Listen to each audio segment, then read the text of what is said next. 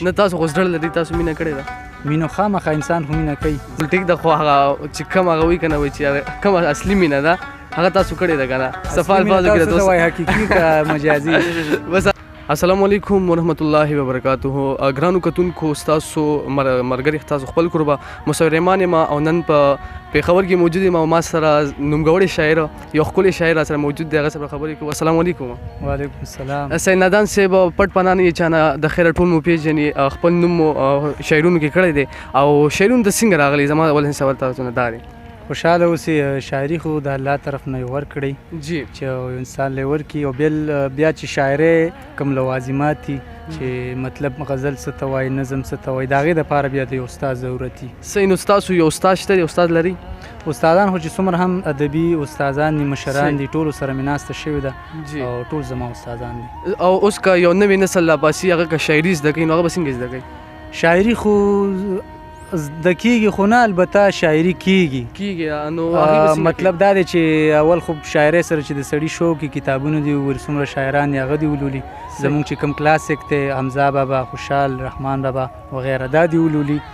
او بل دا خبره په دې شرط چې هغه جراثیم هغه کیفیت د شاعرۍ چې هغه په انسان کې موجود دی د هغې نه پس صحیح نو کولی شي چې هغه دې هم شعر بیا ولیکي. جی بالکل همدغه. او بل تپوس مې دا کولی چې تاسو شاعرۍ ته څنګه راغلی یې؟ په کومه وجه راغلی یې؟ مینې هغه خلک ډېر وایي که نه وایي چې مینې کې مې خراب شوي یو په هغې وجه باندې راغلی یا څه نور وجې ستاسو څه وجه ده؟ بالکل د عام ولس دغه سوچ چې دا شاعران څومره دي دا عاشقان دي او مین دي او په مینه کې ناکام شوي دي، خو دغه خبره بالکل غلطه ده. ځکه زه عموما خلکو ته دغه یو مثال ورکوم چې مجنون خو یو شعر هم نه دی لیکلی چې تاسو وایئ چې دا په مینه کې ناکامي. دا نه د مینې نه، خو دا ده چې د شعر دپاره مینه هم ضروري ده چې چا سره مور او پلار سره مینه، د وطن سره مینه، او چې کوم دی د ورور سره مینه، د خور سره مینه، ډېر مینې بلها قسمونه دي، خو ضروري نه چې سړی دې په چا مین شي او بیا دې شاعر شي. نه تاسو خو زړه لري، تاسو مینه کړې ده؟ مینه خامخا انسان خو مینه کوي د وطن سره، د خاورې سره. خو بالکل ټیک ده، خو هغه چې کوم هغه وایي که نه وایي چې کومه اصلي مینه ده هغه تاسو کړې ده که نه؟ صفا الفاظو کې تاسو وایي حقیقي که مجازي؟ بس صفا الفاظو کې راباندې څه وایي، خو بیا تاسو هغه مینه کړې ده؟ نه نه نه کړې.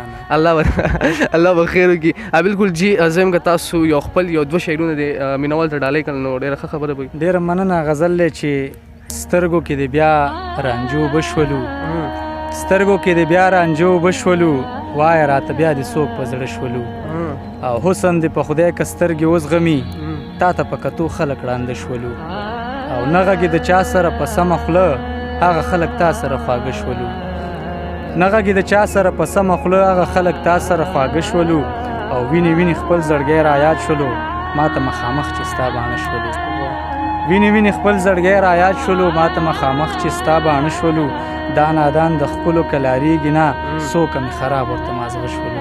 واه دا یو لین لږ بیا ووایي.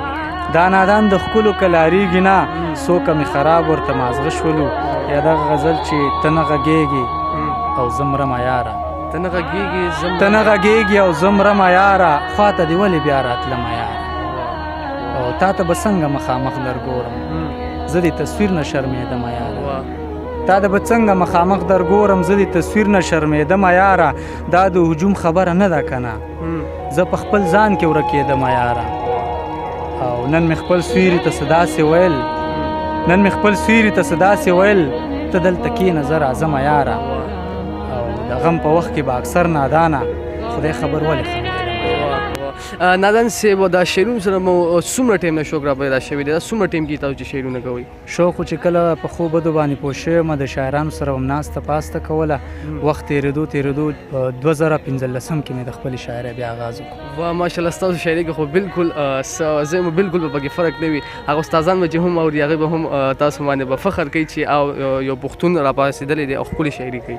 خوشحاله اوسئ. زه هم عموما دغه ځوانانو ته دغه پیغام ورکوم چې کله هم شاعري کوئ دا نه ده چې ته دې صرف غزل ولیکې، د هغې لپاره مطالعه، استادانو سره ناسته پاسته، تنقیدي غونډو ته تګ، مشاعرو ته تګ دا لازمي دي، دا ضرور کوئ. نو هغې نه بعد چې شعر لیکي نو په هغې کې به پختګي هم وي، پیغام به هم وي د ولس دپاره، او مطلب مشاهده به هم پکې، نو اول مطالعه او بیا شعر ولیکئ. صحیح بالکل. اجازه وایم چې غزل مو راته یو دوه شریک کړم چې یو دوه شعرونه را سره هم خپل شریک کړي تلو کې، نو ډېره زیاته مهرباني به وي.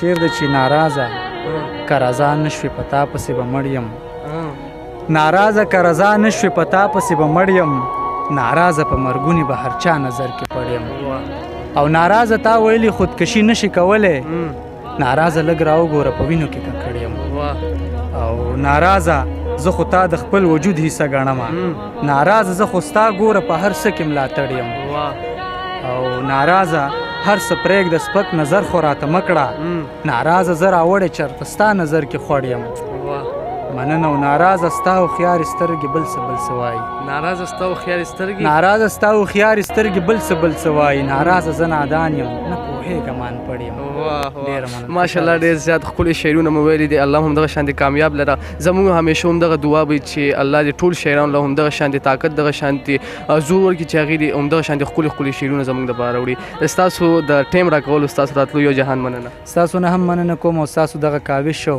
دغه کوشش ته په درنه سترګه ګورم چې د شاعرانو غږ ولس ته رسوئ جی مهرباني ډېر زیاته مننه بالکل جی آر جی مسلمان پیج فیسبوک پیج دی او د دې علاوه د یوټیوب پیج هم دی په هغې باندې تاسو موږ سره ساحل نادان صاحب کتلی شئ هغې سره خبرې کولی شئ ډېر زیاته مننه